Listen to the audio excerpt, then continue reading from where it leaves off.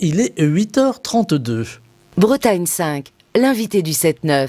Et ce matin, notre invité est Guillaume Louis. Il est conseiller départemental des Côtes-d'Armor pour le canton de Guingamp. Il est également conseiller municipal à Pabut, toujours dans les Côtes-d'Armor, près de Guingamp. Et il est venu ce matin jusqu'au micro de la matinale. Je l'en remercie. Bonjour. Bonjour. Alors, première radio, je crois. Hein. Tout à fait. Voilà, vous allez voir, ça va très bien se passer ce matin. Guillaume Louis, vous êtes PS, hein, autant le dire tout de suite, Parti Socialiste. Vous soutenez Anne Hidalgo. Oui. Anne Hidalgo qui a fait un passage dans les Côtes-d'Armor, c'était il y a tout juste 8 jours. Est-ce que c'était important qu'elle vienne prendre la température dans des villes comme Saint-Brieuc ou les alentours, voire aller à la rencontre des électeurs? Oui, c'était important parce que il faut que notre projet soit aussi déployé sur les territoires et Anne Hidalgo a consacré cette journée dans notre département et c'est très important. Elle a pu aller à la rencontre d'associations qui s'occupent d'insertion de publics qui sont en très grande précarité. Elle a pu rencontrer les maraîchers sur Paimpol. Elle a également rencontré des artisans sur Beaubriac. Donc c'était important, je pense, pour elle aussi de s'imprégner de ces préoccupations locales du territoire costarmoricain. Voilà, pour aussi porter ces messages-là au niveau national. Alors, on dit que Anne Hidalgo est très métropolitaine. Alors, évidemment, maire de Paris. On ne reviendra pas sur les polémiques, hein, parce qu'il y en a beaucoup autour de Paris. Là, aujourd'hui, on va parler de la candidate. Anne Hidalgo qui veut y croire, malgré des sondages qui ne décollent pas. Comment vous le percevez, vous, en tant que militant, en tant qu'engagé au PS? Je pense que ce qui compte, c'est le bulletin de vote. Et le bulletin de vote, ce sera le 10 avril, lors du premier tour. Aujourd'hui, il y a des sondages qui donnent des intentions de vote, c'est vrai, mais on est en pleine campagne. Je pense que les gens n'ont pas encore fait leur choix et justement, c'est à nous aussi d'aller sur le terrain pour porter le projet socialiste, le projet d'Anne Hidalgo, et puis convaincre les gens que les vraies réponses concrètes à leurs préoccupations quotidiennes, elles sont apportées par le projet d'Anne Hidalgo. Alors sur le terrain, ça se passe comment? Les gens vous reçoivent, vous écoutent, ont des demandes particulières? Ça se passe plutôt bien, oui. Et les gens sont attentifs aux propositions que l'on peut faire. Et donc c'est pour ça aussi, je pense qu'il faut regarder, c'est de bon augure, il faut regarder ça sur le long terme et on verra le résultat le soir du premier tour, le dimanche 10 avril. Alors on a l'impression quand même que depuis que Emmanuel Macron a été élu, il y a eu un éclatement de la gauche, de la droite. Est-ce que la gauche aurait dû justement jouer l'union commune? Ça s'est fait par exemple à Saint-Brieuc lors des départementales, ça a plutôt bien fonctionné du reste. Est-ce qu'au niveau national, les positions étaient si irréconciliables que ça? Bien sûr qu'il aurait mieux valu avoir l'union à gauche, c'était préférable. Anne Hidalgo avait fait des propositions d'ailleurs en ce sens au mois de décembre. Malheureusement, force est de constater que chacun a campé sur ses positions et nous, on souhaite aussi faire valoir nos idées, nos propositions et c'est pour cela que Anne Hidalgo a maintenu sa candidature, c'est parce qu'on veut aussi apporter une vraie offre et une alternative au projet macroniste et voilà, donc c'est important. Alors, alternative à gauche, alternative sociale, on l'aura compris aussi. On a dit que le PS n'était plus audible au niveau social, il avait été un peu remplacé par LFI ou le Parti communiste, hein, on le voit ressurgir. Est-ce que vous inscrivez en faux sur cette affirmation? Oui, parce qu'on a deux groupes socialistes, un à l'Assemblée, un au Sénat, et qui font un vrai travail de contre-proposition, et c'est ce qui a d'ailleurs aussi permis d'alimenter le projet d'Anne Hidalgo pour la présidentielle. Donc non, je pense que les socialistes travaillent, ils sont sérieux, et c'est prouvé par les propositions qu'ils peuvent faire au Parlement. Est-ce que vous comprenez que des anciens du PS sont appelés à rejoindre Emmanuel Macron, comme l'ancienne ministre socialiste, Elisabeth Guigou, ou Marisol Touraine, ou encore Ségolène Royal, qui, elle, appelle à soutenir Jean-Luc Mélenchon? En ce qui concerne Marisol Touraine, c'est pas une surprise. Marisol Touraine avait été candidate lors des législatives de 2017 avec le soutien de La République En Marche, donc c'est un non-événement, en fait, aujourd'hui. Quant à Ségolène Royal, c'est vrai que, ces déclarations peuvent questionner. Voilà, une ancienne candidate à la présidentielle qui était d'ailleurs la première femme à accéder à un second tour de l'élection présidentielle. Sa parole compte, devrait compter, et je trouve que tenir ce genre de propos, c'est pas à la hauteur de ce qu'elle est. Voilà. Alors, on est dans un contexte particulier, on le voit dans cette élection présidentielle, contexte particulier par exemple avec une société qui est assez tendue. Alors je crois qu'on entend un téléphone portable, on va peut-être devoir, voilà, on entend votre téléphone, si vous pouvez juste l'éloigner un petit peu du micro, voilà, ça arrive parfois, c'est le direct. Voilà, donc on a ce contexte assez tendu, assez, enfin au niveau social déjà, la crise sanitaire est venue s'ajouter, et on a l'impression d'une France qui a du mal à parler à l'autre partie de la France, et qui ne croit plus en la politique. Comment faire pour faire revenir le goût de la politique aux électeurs, aux Français ? Bien, je pense que c'est aussi par notre action au niveau local. On le voit bien d'ailleurs, le Parti socialiste peut compter sur un réseau d'élus locaux important en France, que ce soit dans les grandes villes, dans les conseils départementaux, dans les conseils régionaux. Et eh bien, au niveau de toutes ces collectivités, on met en place des solutions concrètes pour eh bien, nos concitoyens. Donc c'est ça, je crois, le plus important. Et c'est par le local qu'on peut aussi démontrer à la fois notre crédibilité et puis eh bien, notre volonté d'améliorer la vie des gens. Alors, cette France qui a du mal à faire confiance à ses élus ne va plus aux urnes non plus. Qu'est-ce qu'on pourrait dire ? Alors, on a la jeune génération qui... Alors, vous êtes un jeune élu, hein, je n'ai pas dit votre âge, mais vous êtes un jeune élu. La jeune génération qui s'engage finalement, mais pas forcément, j'allais presque dire dans une carrière politique, je n'aime pas tellement le mot carrière, mais dans une carrière politique, en tout cas une charge politique. Mais plutôt, engagement. Un engagement, voilà. Et ils s'engagent plus sur le terrain, dans les associations et autres. Est-ce qu'il faut redonner aussi le goût aux jeunes d'aller un petit peu plus loin que les associations et peut-être passer le pas et aller vers la politique ? Il y a beaucoup de jeunes qui s'investissent en politique, sans doute pas assez, mais on le voit bien, et notamment sur l'une des urgences de notre temps actuel, qui est l'urgence climatique. On voit bien que les jeunes sont mobilisés sur cette question-là. Donc je crois qu'après, l'engagement prend différentes formes. Il peut prendre la forme d'un engagement associatif, d'un engagement politique, mais je pense que les jeunes sont quand même engagés aujourd'hui, et c'est tout à fait satisfaisant.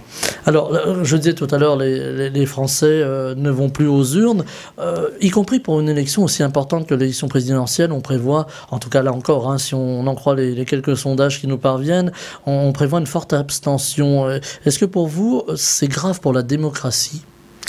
Oui, ça pose question. En effet, il y a quand même une pluralité au niveau des propositions, donc je pense que les gens devraient pouvoir faire leur choix au regard de ces propositions, mais force est de constater que l'abstention grimpe d'élection en élection, et même au niveau local d'ailleurs, ce qui est d'autant plus inquiétant parce que les réponses du quotidien elles sont apportées par les politiques que l'on porte au niveau local. Donc je pense que voilà, le message qu'il faut délivrer, c'est qu'il est important d'aller voter et d'exprimer son choix. Ouais.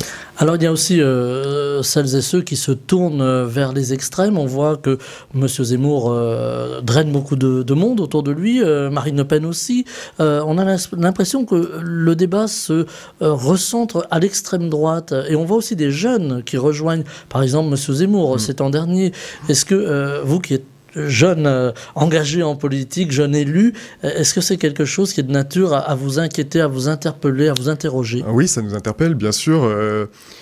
Parce que normalement, quand on est jeune, on est ouvert d'esprit, voilà, on se projette sur le long terme, on a des idées, etc. Et je trouve que se tourner vers cette proposition politique-là, bien, c'est un peu inquiétant, en effet. C'est une forme de désespérance, voilà, tout est fichu, on passe à autre chose. Je ne sais pas si c'est une forme de désespérance, parce qu'il y a aussi des jeunes qui y adhèrent par choix, en toute connaissance de cause. Donc, mais c'est inquiétant, oui. On a d'ailleurs ces propos qui ont été tenus par Éric Zemmour autour de la Seconde Guerre mondiale, autour de Pétain. Vous comprenez que des jeunes reçoivent ce message-là sans forcément approfondir l'histoire ? Est-ce qu'il y a des carences en histoire, par exemple ? Non, je ne crois pas. Non, mais c'est vrai que c'est un petit peu... oui, ça pose question en tous les cas. Moi-même, je ne comprends pas très bien pourquoi, quand on est jeune, eh bien, on peut être séduit par ce type de discours qui banalise le racisme, la xénophobie, voire voire l'antisémitisme même, c'est voilà, très inquiétant, oui. Alors on a aussi un contexte vis-à-vis des élus qui est compliqué. Beaucoup d'élus reçoivent des menaces, se font agresser, parfois même physiquement. Qu'est-ce qui dysfonctionne? Qu'est-ce qui fait qu'aujourd'hui quelqu'un va passer à l'acte, va attaquer un élu? Là aussi c'est du désespoir, c'est de la colère, c'est de la rage? Il y a sans doute de la colère et de la rage, mais qui bien sûr n'expliquent pas le passage à l'acte, qui sont bien évidemment inadmissibles, et on peut condamner toutes les violences qui sont perpétrées envers les élus. Donc comment l'expliquer, je ne sais pas. C'est vrai que c'est un petit peu inquiétant aussi, quoi, d'être dans une société où la violence est banalisée, et je pense que certaines personnalités politiques entretiennent aussi ces discours et ces passages à l'acte. Oui. Voilà, le discours ambiant ne favorise pas l'apaisement, finalement. Tout à fait, ouais. Aujourd'hui, il y a des grands sujets. Alors là, on va parler un peu du programme, évidemment, d'Anne Hidalgo. Il y a des grands sujets. Alors, on parlait à l'instant de la transition écologique, c'est important, mais il y a aussi le pouvoir d'achat. Aujourd'hui, c'est un peu le sujet numéro 1. Les gens ont du mal à joindre les deux bouts, ont du mal parfois à terminer le mois. Est-ce qu'il y a urgence pour une candidate telle que Anne Hidalgo, candidate socialiste, a misé beaucoup sur le social et sur une forme d'apaisement en aidant les plus précaires? Oui, tout à fait. D'ailleurs, c'est un des axes majeurs de son programme. Et ce sont les vraies préoccupations quotidiennes des gens, le pouvoir d'achat. Donc, on est en mesure d'apporter des réponses concrètes aujourd'hui à ces préoccupations. Et c'est tant mieux. Et il faut maintenant que l'on puisse convaincre le maximum de personnes possible pour que ce projet puisse voir le jour après la présidentielle. Concrètement, il faut augmenter le SMIC, il faut diminuer les taxes, il faut augmenter les salaires? Oui, il faut augmenter les salaires, ça passe évidemment par là. Et en laissant bien sûr aussi, et Anne Hidalgo attache une grande importance à la négociation et au corps intermédiaire, il faut laisser aussi les syndicats par branche, par secteur d'activité négocier, mais bien évidemment ça passe par une hausse des salaires. Alors il y a aussi un grand sujet aujourd'hui, c'est outre le pouvoir d'achat, c'est aussi l'énergie. Alors l'énergie qui coûte cher, mais qui va continuer à augmenter parce qu'on ne produit pas assez d'énergie. Emmanuel Macron a proposé de mettre en place des réacteurs nucléaires, des petits réacteurs nucléaires, sur plusieurs dizaines d'années. Leur construction devrait commencer et s'étendre d'ailleurs sur une dizaine d'années. Est-ce que c'est une bonne idée, une fausse bonne idée, le nucléaire, ou est-ce qu'il faut vraiment peu à peu l'abandonner et puis aller vers cette transition énergétique et écologique? Ce sera difficile de renoncer complètement au nucléaire, je pense. En tous les cas, il faut tendre vers un mix énergétique. Donc il faut du nucléaire, mais il faut aussi des énergies renouvelables. Et donc ça passe par différents types d'énergies renouvelables. Plus connu sans doute, c'est les éoliennes. Mais voilà, évidemment, il faut un mix énergétique et il faut tendre vers plus d'énergie renouvelable. Oui. Alors, il y a l'énergie, c'est important, on le voit aujourd'hui, les éoliennes par exemple, avec la baie de Saint-Brieuc. À chaque fois qu'on parle des éoliennes, évidemment, on évoque la baie de Saint-Brieuc. Est-ce que le dossier aurait dû être abandonné ou est-ce qu'il a été mal géré? Voilà, on entend beaucoup de choses autour de ce dossier. Je ne suis pas assez éclairé pour répondre sur cette question-là. Je ne sais pas s'il fallait l'abandonner, le poursuivre.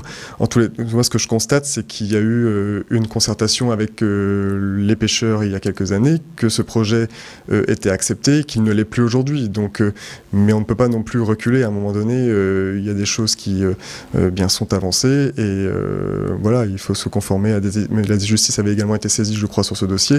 Eh bien, il y a des décisions de justice qui ont été rendues, il faut s'y conformer. Voilà, donc être prudent quand même sur un dossier comme les éoliennes. On parle aussi beaucoup de l'hydrogène. Alors ici, dans les Côtes-d'Armor, il y a une véritable volonté de développer l'hydrogène comme carburant de demain. Est-ce que ça peut être un axe de développement durable? Ça peut être un axe, oui, tout à fait. Je pense que toute énergie qui peut être aujourd'hui utilisée pour favoriser ce mix énergétique, encore une fois, oui, c'est une bonne chose. Alors, on va parler aussi de santé, parce qu'aujourd'hui, c'est quelque chose qui préoccupe beaucoup alors j'allais dire les Français, mais aussi les Bretons. Nos confrères du Télégramme ont fait un dossier assez important autour de la santé dans les Côtes-d'Armor, entre autres. On va parler du département. Aujourd'hui, on peine peine à trouver un médecin spécialiste. On n'aurait pas imaginé ça il y a encore 15-20 ans. Est-ce que le dossier de la santé devient prioritaire? Est-ce qu'il faut faire vite? Oui, c'est un dossier prioritaire, c'est même une priorité parmi les priorités, j'allais dire. C'est vrai qu'on est chacun dans notre entourage confronté à ces difficultés pour trouver un médecin, que ce soit un médecin généraliste ou un médecin spécialiste. Et aujourd'hui, je pense qu'il faut apporter des réponses fortes sur ce sujet. À titre personnel, je pense que voilà, il faudrait tendre vers davantage de contraintes, voilà, parce que on voit bien qu'aujourd'hui l'incitation, on a essayé, ça n'a pas fonctionné, donc il faut peut-être envisager d'autres moyens, en effet, pour combattre ce fléau de la désertification médicale. Alors, fléau qui touche les campagnes, hein, ce qu'on a appelé... Et le monde rural aussi. Le monde rural. Et également, oui, le monde urbain, tout à fait. Alors, voilà, le monde certaines périphéries de ville aujourd'hui sont aussi confrontées à cette confrontées à cette désertification médicale. Donc, le rôle du président ou de la future présidente, ce sera justement au niveau national d'avoir une grande réflexion autour des médecins, de l'implantation des médecins, mais oui. Aussi de l'hôpital public, on voit qu'il y a eu des lits de fermés au fil des ans et que la pandémie nous est tombée dessus et que malheureusement on s'est retrouvé en pénurie de lits. Est-ce que la pandémie aura mis en quelque sorte en lumière les manques? Bien sûr, je pense que l'hôpital public vit une crise depuis plusieurs années et elle a été mise en évidence par cette pandémie. Bien sûr qu'il faut pouvoir garantir à chacun un accès à un service de qualité sur son territoire, voilà, parce que c'est important de pouvoir avoir accès à des soins et qu'il n'y ait pas d'inégalité entre les territoires. Oui. Alors les territoires, les bassins de vie aujourd'hui, c'est aussi le local, hein, vous le disiez en commençant. Le local, c'est souvent le maire, c'est souvent le conseiller municipal, vous l'êtes vous-même, c'est aussi le conseiller départemental. Aujourd'hui, on parle de réduire le millefeuille administratif et peut-être de voir disparaître le département pour certains candidats à la présidentielle. D'autres parlent d'Assemblée de Bretagne. Qu'est-ce que serait la meilleure solution finalement? Alors je ne sais pas, mais ce que je sais en revanche, c'est que le département est très utile au quotidien pour chacune et chacun d'entre nous, et je ne vois pas aujourd'hui comment les compétences qui l'assurent pourraient être reprises, que ce soit notamment dans le domaine social, des routes, des collèges. Voilà, le département assume des compétences du quotidien, et aujourd'hui, je ne vois pas comment ces compétences pourraient être exercées par un autre niveau de collectivité. Quant à l'Assemblée de Bretagne, c'est vrai qu'il y a des expériences, je pense à l'Alsace par exemple, qui a créé une collectivité unique en fusionnant départements et régions. Il faut étudier, mais en tout état de cause, il faut quand même conserver des échelons de proximité parce que c'est important. Aujourd'hui, on parle de décentralisation, beaucoup, mais souvent les élus le disent, les élus de terrain, je vais faire le test avec vous. La décentralisation, oui, ça avance, mais les moyens ne suivent pas. Forcément, l'État ne donne pas toujours les moyens. C'est le grand problème, en effet. On nous a transféré des compétences, mais sans transférer les moyens financiers qui allaient avec. Et Anne Hidalgo s'est d'ailleurs engagée à faire un véritable acte de décentralisation et de transférer les moyens financiers avec les compétences, parce que c'est aussi par là que ça passe avant tout. Alors aujourd'hui, on a aussi des régions, tant à l'échelle locale, régionale, que la France au sein de l'Europe. Certains veulent une Europe fédérale, une France fédérale aussi. Est-ce que c'est, de votre point de vue, quelque chose d'intéressant ou là aussi c'est une fausse bonne idée? Non, moi je pense qu'il faut avoir une République davantage décentralisée. On voit bien que les réalités locales, elles sont différentes de la Bretagne à l'Île-de-France. Enfin voilà, donc il faut absolument pouvoir partir de ces réalités locales-là pour pouvoir construire une politique publique. On ne peut pas tout décider d'un bureau à Paris. Et d'ailleurs, Anne Hidalgo l'a rappelé aussi lors de son déplacement vendredi en Côte d'Armor, c'est qu'il fallait faire confiance au territoire et partir de ces réalités locales-là pour construire les politiques publiques qui répondent aux vraies préoccupations des gens.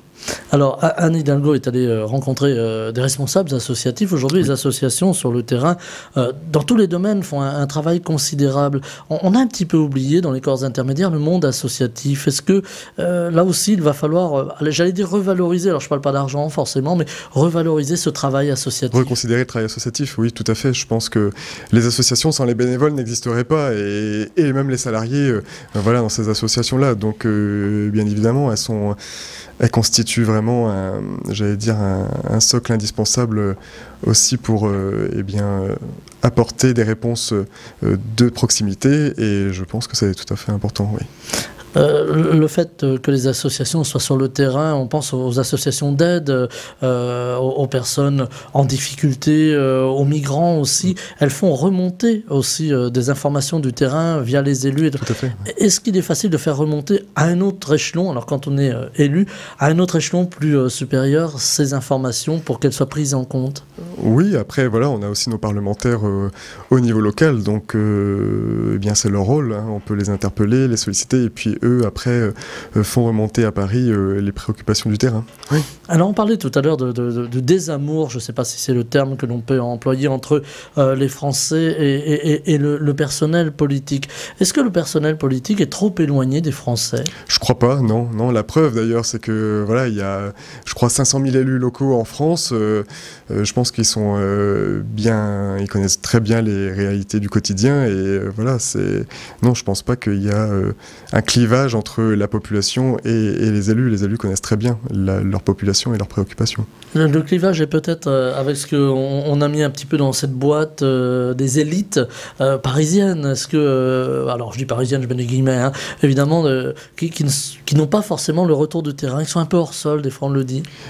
Disons qu'il y a des administrations centrales qui font leur travail d'administration, et je pense qu'il faut que le politique influe davantage et pèse davantage sur les décisions qui peuvent être prises ou envisagées par l'administration. C'est ça le rôle du politique. Donc il ne faut pas laisser faire l'administration. L'administration, elle est là pour appliquer les décisions qui sont prises par les hommes et les femmes politiques. Alors là aussi, on a une grande demande de démocratie sur le terrain. Les élus dont vous faites partie sont souvent sollicités. On dit voilà, mais nous, on voudrait t'associer aux décisions. Alors il y a beaucoup d'expérimentations qui se font en Bretagne et ailleurs autour de cette participation, cette démocratie participative. Est-ce que là aussi, c'est une bonne idée ou une fausse bonne idée? Non, c'est une bonne idée. Il faut, je pense, associer la population à tous les projets, qu'ils soient municipaux, départementaux ou régionaux. Et on voit bien que c'est une tendance aussi actuelle, hein, de concerter et de faire en sorte que le projet qui émane soit aussi partagé par le plus grand nombre, pour qu'il soit accepté, tout simplement. Voilà, parce que des fois on impose des choses et ça passe pas toujours. On parle aussi beaucoup des référendums. Alors il y a eu les Gilets jaunes, ils sont encore là en embuscade. Les Gilets jaunes aujourd'hui, il y a toujours cette désespérance qui est là. Là aussi, il s'agit de ne pas juger, mais simplement de voir qu'il y a cette désespérance. Ils ont réclamé le fameux référendum d'initiative populaire, ou le RIC, hein, il y a eu plusieurs formules. Est-ce que c'est bien de pouvoir donner la parole au peuple à travers un référendum, où ça peut devenir un peu banal ou banalisé? Il faut en effet prendre, je pense, garde à ne pas utiliser le référendum pour tout sujet. Voilà, le référendum doit être utilisé quand il y a des grandes questions qui engagent aussi la nation à un moment donné. Voilà à quoi sert le référendum, à mon sens. Alors aujourd'hui, il nous reste encore 3 minutes, je crois. Aujourd'hui, on voit une société, je disais, qui était assez contrainte, qui est assez fracturée. On voit aussi un monde autour de nous, en Europe, très fracturé, avec des repères qui ont été perdus. Autrefois, il y avait la gauche, la droite, ne serait-ce que cela en politique. Aujourd'hui, on a l'impression d'un monde qui devient de plus en plus contraint, de plus en plus violent. Est-ce qu'il faudra travailler dans les années à venir, le président ou la présidente de la République qui sera élue, à pacifier, alors on va pas dire pacifier le monde, parce que là il y aurait beaucoup de travail en géopolitique, ne serait-ce que cela, mais déjà à pacifier les esprits? Oui, tout à fait. Et je pense que ça passe par un grand travail de diplomatie. Et au niveau de l'Union européenne, la France seule ne peut pas agir. Il faut qu'elle travaille de concert avec ses partenaires européens. Et donc, oui, la diplomatie européenne a un grand rôle à jouer. La France est encore écoutée aujourd'hui? Oui, je pense. Ça fait partie des nations fondatrices de l'Union européenne, donc bien sûr qu'elle a sa voix, mais seule, elle ne peut pas peser. Il faut que ce soit une voix de l'Union européenne. La suite de la campagne, ça va être, j'imagine, le terrain pour vous, pour les militants, pour le tractage, les affiches.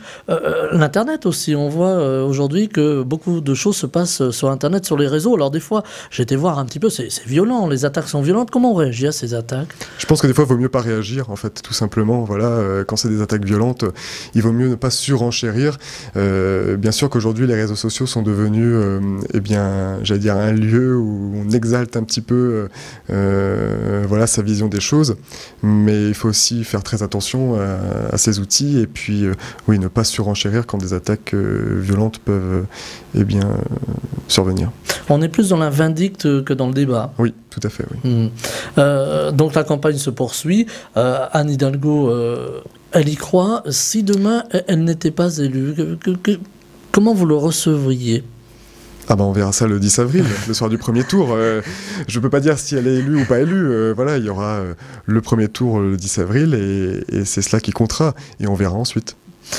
Comment vous regardez les autres partis politiques ? On voit, alors on a parlé de l'extrême droite, Emmanuel Macron qui va se déclarer incessamment sous peu, la droite qui est à la peine aussi.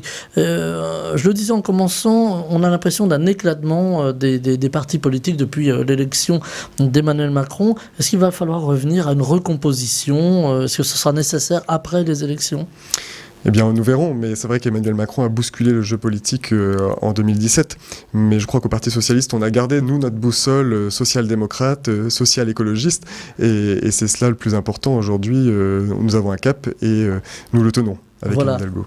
Voilà, donc la boussole toujours qui indique le cap, et c'est là-dessus que l'on va se quitter. Guillaume Louis, je rappelle que vous êtes conseiller départemental des Côtes-d'Armor pour le canton de Guingamp, conseiller municipal à Pabu, vous soutenez la candidature d'Anne Hidalgo, vous étiez avec nous ce matin, je vous en remercie. Première radio, vous voyez, ça s'est très bien passé. Tout à fait, merci à vous. Alors je vous souhaite une très belle journée. Bon week-end. Merci, bon week-end. Bretagne 5 matin, le 7-9, Stéphane Hamon.